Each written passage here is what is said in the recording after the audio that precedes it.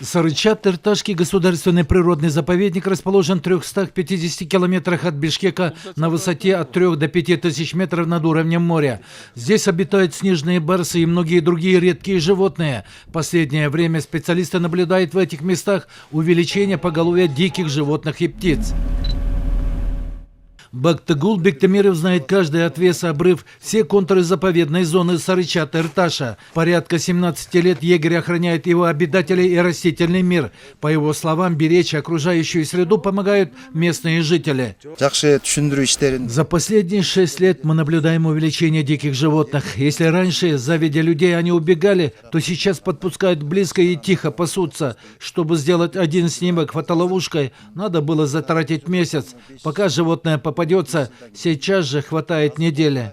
Специалисты установили 60 фотоловушек для фиксации миграции и количества диких животных. Фотоловушки облегчают нашу работу. Они помогают вести учет ильбирса, медведя и других животных.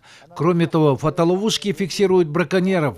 В год один раз меняем батареи на этих установках. В этих местах обитают снежный барс, бурый медведь, мангул, каменная куница, архары, козероги, другие редкие дикие животные и 6 видов птиц, занесенных в Красную книгу Кыргызстана. Мы работаем над увеличением площадей особо охраняемых природных территорий. Наша задача, госагентство перед собой поставило, довести его до 10%.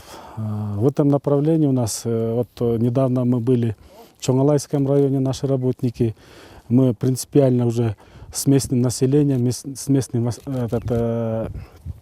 властью получили одобрение по открытию природного парка Чоңалай.